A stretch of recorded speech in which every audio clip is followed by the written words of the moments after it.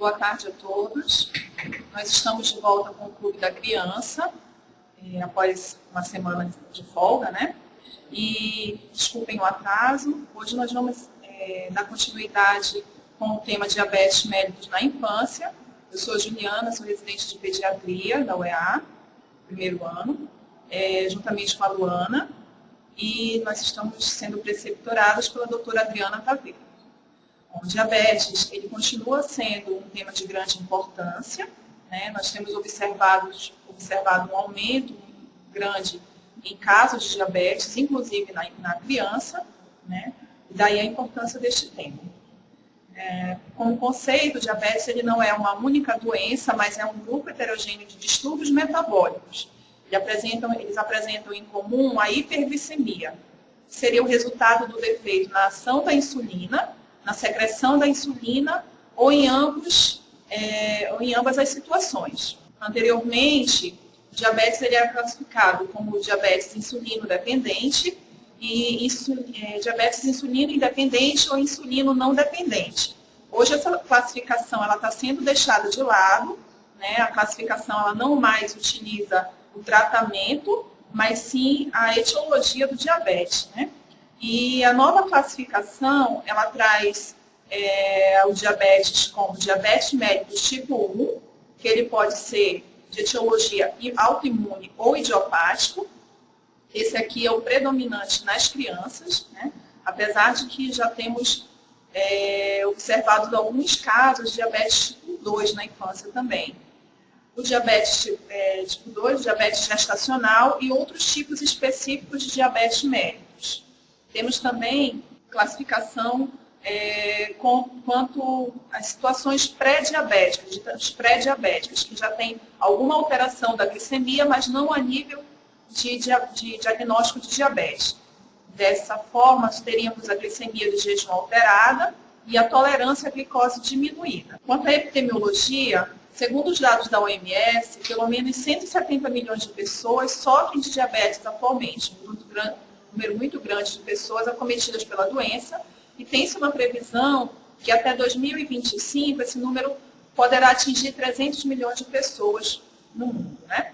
No Brasil, existem cerca de 10 milhões de pessoas convivendo com diabetes, e metade deles desconhece a sua condição, porque, dependendo da situação, ele pode ser uma doença que vai se arrastando por algum tempo até a pessoa manifestar alguns sintomas. E, às vezes, é achado por acaso. Durante um exame de rotina, observa-se alterações na glicemia.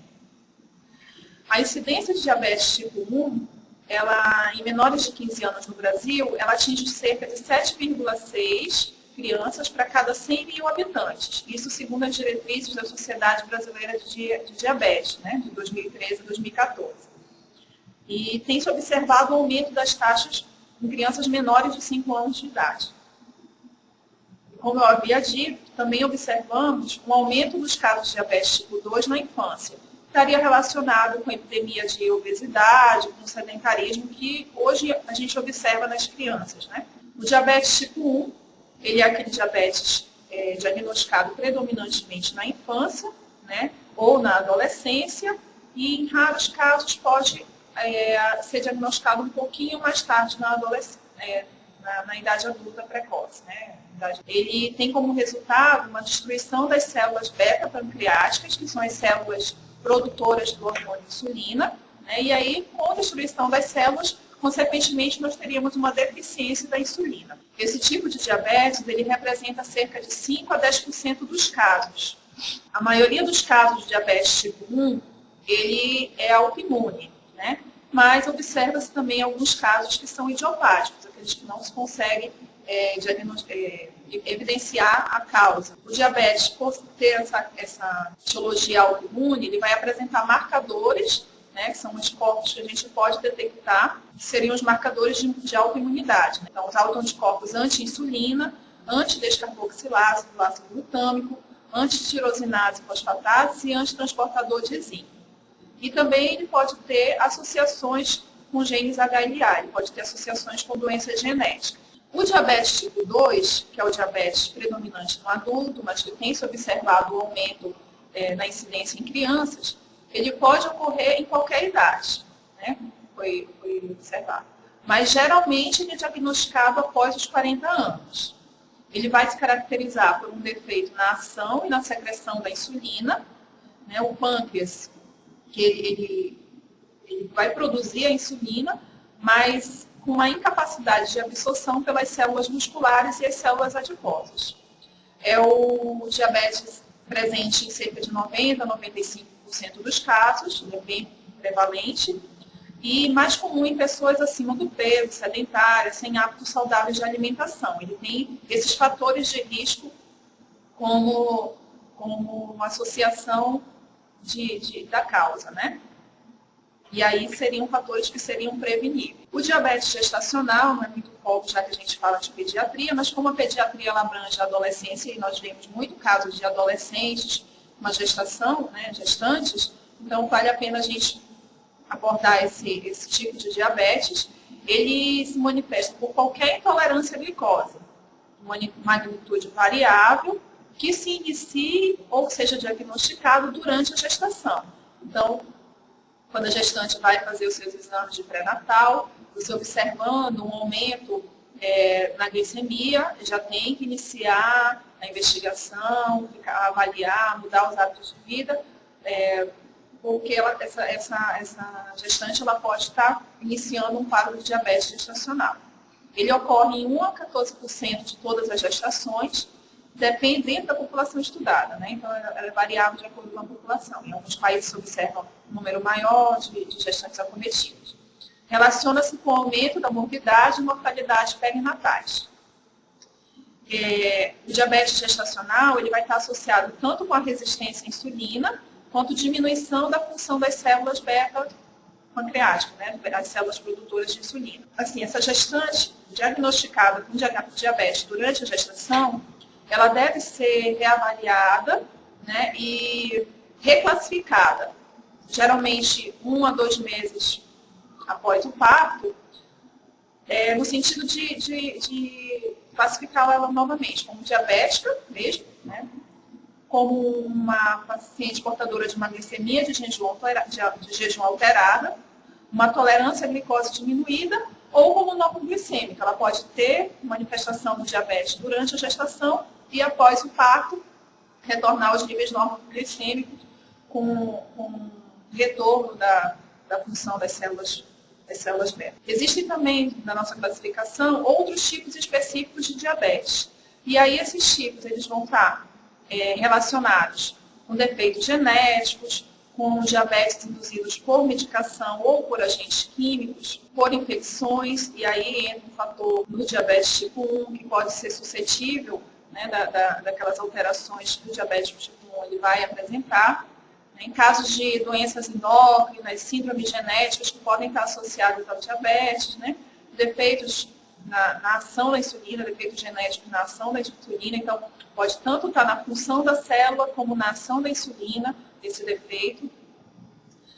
As doenças do pâncreas mesmo e formas incomuns de doenças de diabetes autoimune.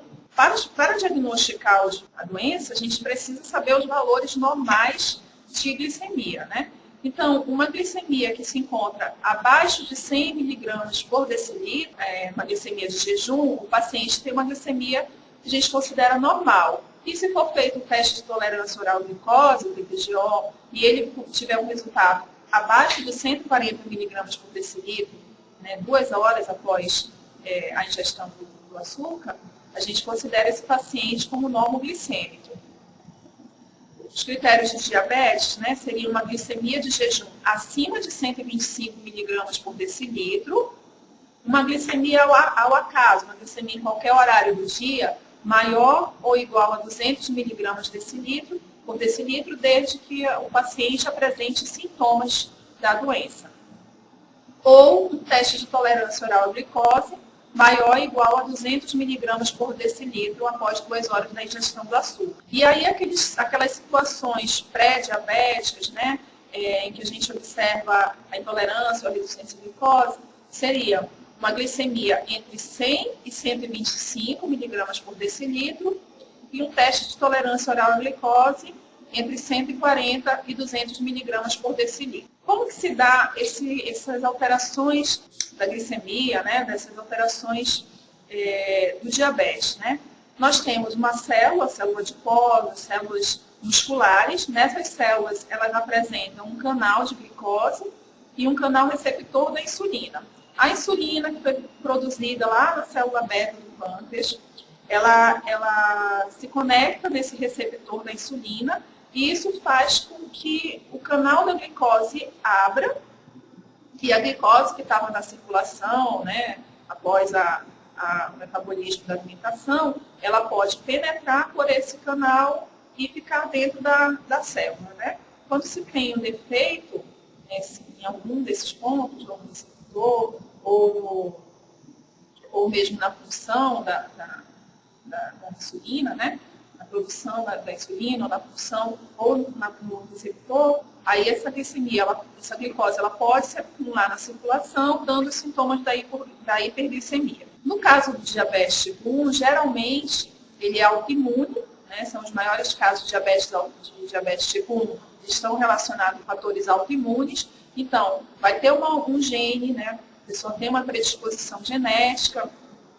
Aí, com alterações do meio ambiente, como, por exemplo, um caso infeccioso, né? Aí a regulação da imunidade ela vai ser alterada e isso pode causar as desordens autoimunes, né? Isso aí para qualquer doença autoimune, não só o diabetes. No caso específico do diabetes, a gente pode ter a história natural da doença estabelecida da seguinte forma, né? Aquela predisposição que o paciente já tem, né?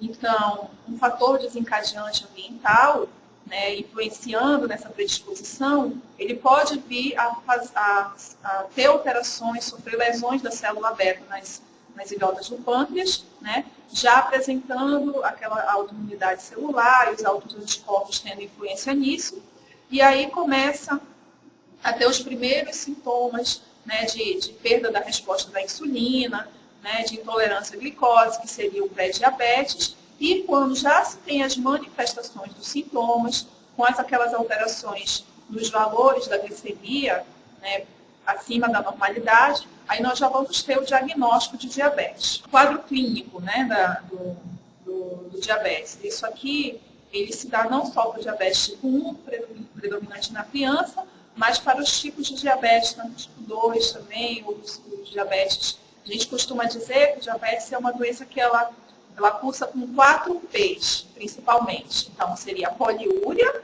né, a vontade exagerada de urinar, a polidipsia, aquela sede extrema, polifagia, né, o paciente tem fome exagerada, e no caso do diabetes tipo 1, ele cursa com a magreza, então, apesar de a criança ela ter uma fome acima do que seria normal, ela tem dificuldades em ganhar peso, e a perda de peso propriamente dita, por consumo do açúcar que seria de outras formas, como glicogenólise, gliconeogênese. E aí, por conta das alterações que podem acontecer no diabetes tipo 1, a criança ela pode cursar também com desidratação e outros sintomas que são observados. Visão turva, formigamento, presença de câimbra, de mal-estar, fraqueza, sonolência. Isso tudo pode levar a gente a pensar em solicitar uma glicemia de jejum e aí, dependendo dos valores encontrados, pensar ou não na diabetes ou no pré-diabetes. A gente observa uma maior dificuldade diagnóstica na infância nos lactentes, né? Porque geralmente usam fraldas, a gente não vai estar observando a quantidade de xixi que essa criança está apresentando, mas pode ser uma criança mais irritada, e aí não se sabe a causa, né? E nos adolescentes, porque geralmente os pais já não têm mais o controle, já não observam mais se a criança está indo ao banheiro, se está tomando muita água, se está tendo... Então, assim, eles têm um pouco mais de independência, então fica mais difícil de ser observado. O retardo do diagnóstico clínico, ele pode levar à principal complicação do diabetes tipo 1, que é a cetoacidose diabética. Geralmente não, mas em muitos casos, a criança diagnosticada com diabetes já no quadro de acidose, cetoacidose. Então, ela está presente em cerca de 25% dos casos no momento do diagnóstico, e ela é a causa mais comum de morte entre crianças e adolescentes com diabetes mellitus tipo 1, sendo também responsável por metade das mortes nesses pacientes com menos de 24 anos. Então, mesmo o paciente adulto, ele pode apresentar um quadro de cetoacidose diabética, né? A cetoacidose diabética, ela vai ser diagnosticada quando a gente encontra esse trinômio: hiperglicemia, acidose e cetose. A hiperglicemia, o diagnóstico da glicemia maior que 200 miligramas por decilitro, né? A acidose, quando nós encontramos um pH sanguíneo menor que 7,3 ou um bicarbonato menor que 15 milimols por decilitro. E os quadros de cetose, cetoanemia ou cetonúria, né? Esses três fatores associados, nós podemos ter o diagnóstico da cetoacidose diabética. De tratamento. Os pilares do tratamento da diabetes mellitus, ele vai se basear na educação do paciente, da família, sobre a doença, né? E aí os fatores que podem influenciar nessa glicemia alterada, nessa hiperglicemia, seja nutrição, atividade física, né? Muito importante, sejam adeptos, né, a esses fatores, tanto tenham uma boa nutrição, quanto sejam praticantes de atividade física, a monitorização e a insulinoterapia. Isso tudo levando ao controle do diabetes mellitus. Quanto à educação para o paciente e a família, é importante a gente orientar o paciente sobre o que é a doença, como que esse tratamento deve ser feito, a importância, no caso do diabetes tipo 1, do uso da insulina, as formas de aplicação, os locais de aplicação, como que você pode guardar, né, a insulina, como que ela deve ser acondicionada, né? A monitorização glicêmica, que é importante, né, principalmente para ajudar na dose da insulina, é importante que a gente tenha uma monitorização da glicemia desse paciente.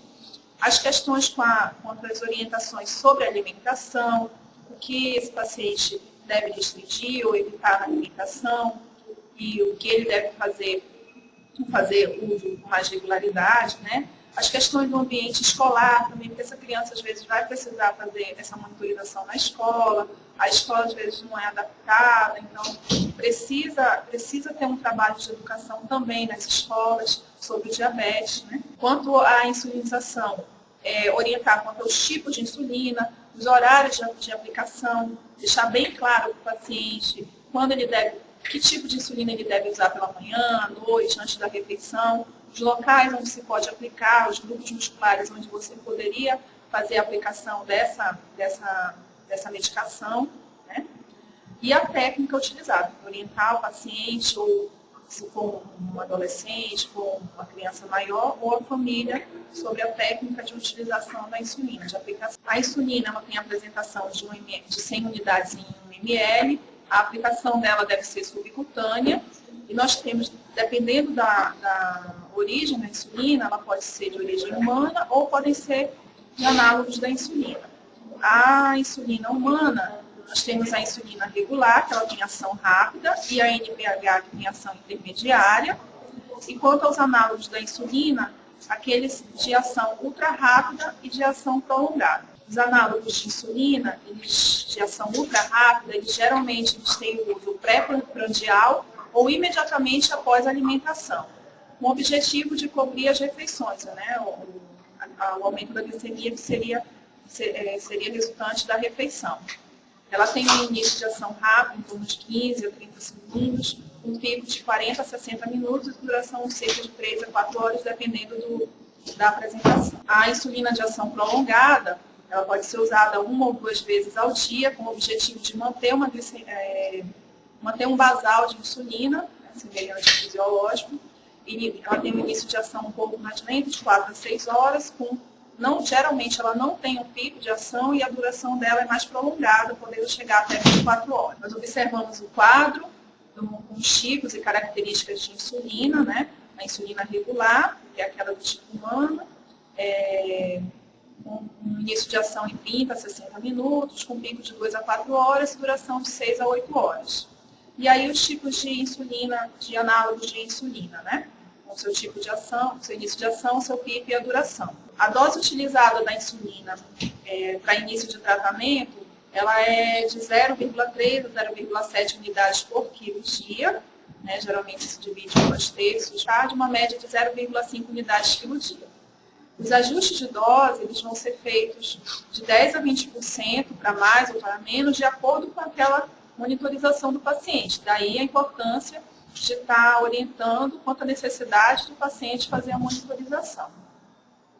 E ela pode ser administrada de maneira convencional, que anteriormente ela se fazia 1 a 2 doses da NPH, aquela humana, associada ou não à insulina regular.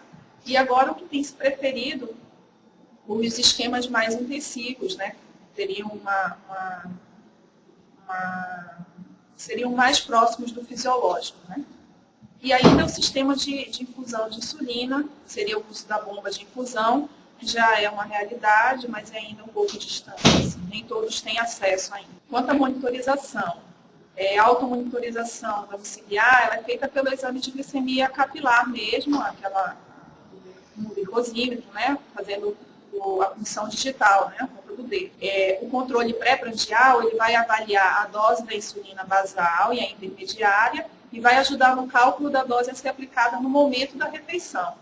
Já aquele controle feito após a alimentação, pós-prandial, ele vai avaliar a dose aplicada antes da refeição e vai auxiliar a calcular a sensibilidade à insulina e a dose para contagem dos carboidratos, né? Quanto à terapia nutricional, ele é fundamental para o sucesso terapêutico, porém é um aspecto muito difícil, né? É difícil um adulto ele se adaptar à dieta, imagina uma criança, né? Então, assim, tem que ter o apoio da família, tem que ser educada toda a família, a criança. Deve ser iniciada desde o diagnóstico e deve ser reforçada a cada consulta. Geralmente são orientadas 6 refeições, né? Café da manhã, o lanche intermediário, o almoço, o lanche da tarde, o jantar e uma ceia, com um aporte nutricional e calórico semelhante ao da criança que não é diabética. E aí incluir uma alimentação saudável, né? Com frutas, legumes, verduras, uma alimentação variável, evitando açúcares de absorção rápida, né? E gordura. É importante também estar orientando quanto à questão da atividade física, né? Os exercícios, eles vão levar a uma menor utilização da glicose pelo músculo, né? Uma menor produção de corpos cetônicos, consequentemente, a redução da resistência periférica à insulina, a redução nos valores de colesterol, triglicerídeos, e um maior consumo energético e melhor controle de peso. Para a criança, ela vai ter uma ação também na integração social, principalmente se tiver contato com outras crianças, um estímulo psicológico positivo. E aí, na criança, durante a atividade física, é preciso a gente observar que deve ser feito um ajuste da dose da insulina, da alimentação, de acordo com a atividade exercida, né? Se for uma atividade mais intensa, se tiver uma duração mais prolongada, se essa criança faz várias vezes na semana, e dependendo do tipo de exercício, fazer esses ajustes da dose da insulina. A atividade ideal ela seria aeróbica, com uma duração de mais ou menos 40, 60 minutos, pelo menos 2 vezes na semana de intensidade moderada, não deixando que fosse ultrapassada aquela porcentagem da taxa cardíaca máxima de 70%. E essa atividade física ela vai gerar um maior controle glicêmico, né? Todos aqueles fatores que foram citados anteriormente. Importante também orientar o paciente quanto ao acompanhamento ambulatorial. No momento que foi feito o diagnóstico, não deixar que o paciente ache que sou diabético, vai passar da medicação e aí fique por conta própria, né? Essa frequência ela vai ser variável, né? Dependendo da situação, da etiologia do diabetes, de alguma comorbidade que a criança venha apresentar. Não se deve, a partir do diagnóstico, deixar que essa próxima consulta ela tenha um intervalo de mais de um mês, o ideal é que faça a segunda consulta com 1 mês, e aí após esse período, né, a cada 3, 4 meses, para fazer os ajustes da medicação, se for o caso. É orientado pela Sociedade Brasileira de Diabetes que seja solicitada a hemoglobina glicada a cada consulta. Então, a cada 3 meses, fazer a solicitação, né, da hemoglobina glicada, porque ela vai avaliar esse período de 3 meses da glicemia, né? Seria uma média dos 3 meses de glicemia que o paciente apresente. E, anualmente, se o paciente ele for não tiver nenhuma outra complicação, solicitar o perfil lipídico, né, lipidograma, glicerídeo, colesterol, a função renal, ureia, creatinina, proteinúria ou microalbuminúria se for disponível, função tireoidiana e a avaliação do fundo de olho. Havendo necessidades, assim, casos de infecções, pode ter um aumento de glicemia, então, nesses casos, pode ser necessário fazer um aumento da dose da insulina. Então, em situações de intercorrências agudas, pode temporariamente ter que se aumentar a dose da insulina. Essa foi a bibliografia consultada e estamos disponíveis para perguntas. Obrigada.